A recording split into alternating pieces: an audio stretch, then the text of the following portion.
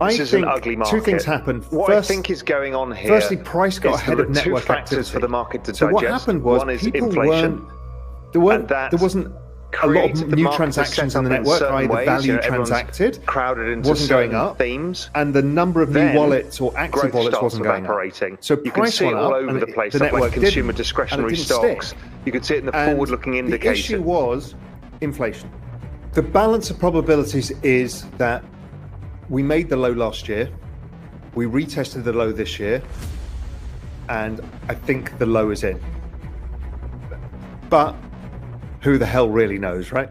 Macro investor Raoul has generally been pretty spot on with his crypto investment allocation and how he sees the market playing out. With the crypto market chopping around for months now amidst global fear and uncertainty, Raoul in his latest interview gives an update on why he thinks everyone has got this cycle wrong and how he believes it will play out. Raoul also speaks on what his current crypto allocation is and if we are going to see a continuation of the 4-year crypto cycle we have seen in the past. Make sure to stick around to the end of the video where I will cover the latest on-chain Ethereum data to see if it backs up Raoul's thesis. Also, only a small percentage of my viewers are actually subscribed. If you enjoy finance content, consider subscribing or liking the video. It's free and you can always change your mind.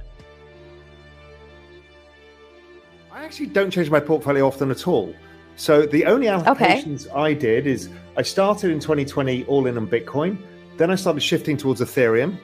Then I bought a basket, which included a bunch of metaverse plays, some social tokens, some layer ones, other stuff. And I basically kept that. So I don't think I've traded anything apart from buying some NFTs. And then, yeah, the only other major switch was I sold most of my Bitcoin for Ethereum about 6-9 months ago. Yeah, okay. I'm probably still 85% ETH and then 15% other stuff. I think two things happened. Firstly, price got ahead of network activity. So what happened was there wasn't a lot of new transactions in the network, i.e. the value transacted wasn't going up, and the number of new wallets or active wallets wasn't going up. So price went up and the network didn't, and it didn't stick. And the issue was inflation. So why does inflation matter? Well, because the crypto is still a retail network, right? It's really driven by retail.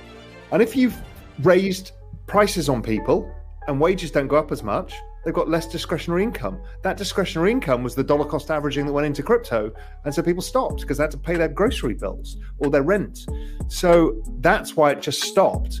So it shows how macroeconomics influences crypto markets in ways that people don't quite yet understand.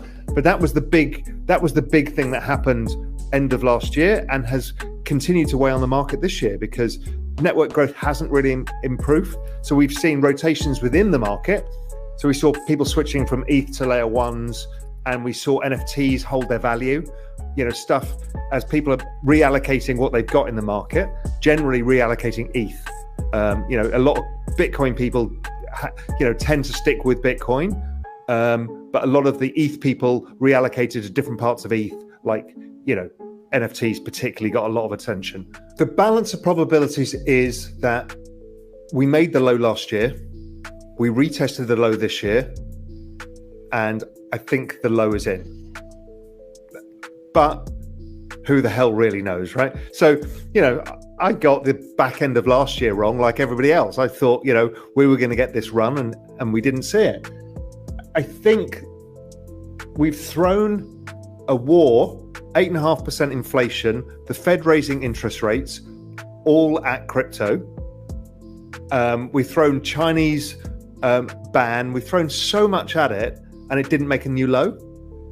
Kind of usually that's a signal that the market kind of has found its bottom.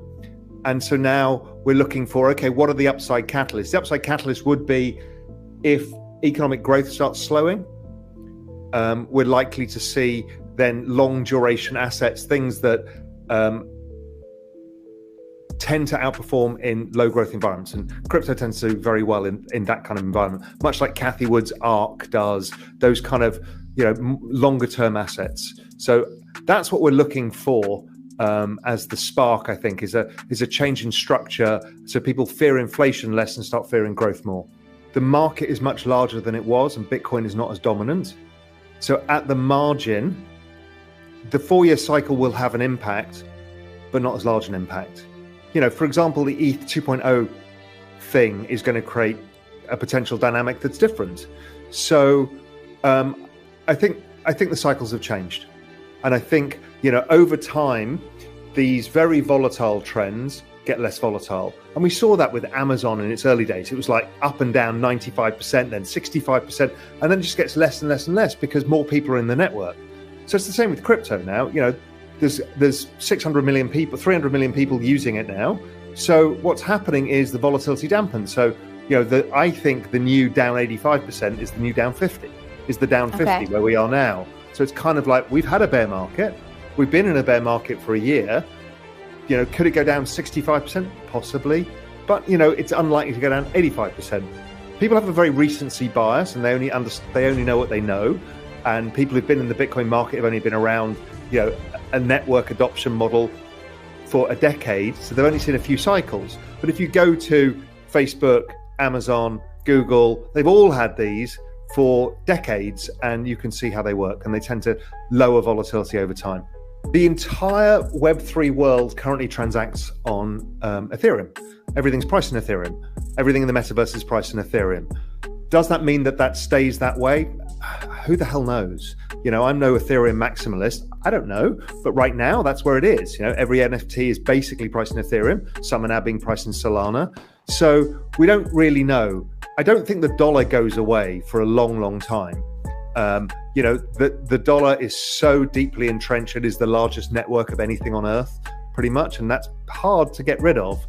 But at the margin, does crypto take over more of the payment system in this digital world? For sure.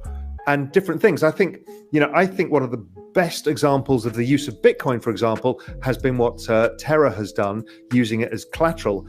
I always said it's fantastic collateral. It's actually not great for payments. Yes, you know, Lightning Network can solve different things of that, but really as collateral, it's fantastic. And that's what Terra have done. It's a great idea. And that we will see more of that. This is only the start of, I think, people using Bitcoin as the collateral layer. Also, we'll see, as opposed to central banks using it, we'll definitely see sovereign wealth funds owning Bitcoin, because it's a long duration savings asset. So it works perfectly for them. So those, I think, are the bigger developments that will develop for the Bitcoin ecosystem over time. In terms of payments, we don't really know yet. Stable coins, I think, are still in their infancy. So that's the dollar winning out still, because stable coins are dollars. But for a pure Web3 world, we've seen that ETH is currently the king of that. So there's Raoul Pal with his latest update on crypto markets. He's still heavily allocated towards Ethereum and believes we have already put in the market low, but do you think he's got it right? Let me know in the comments.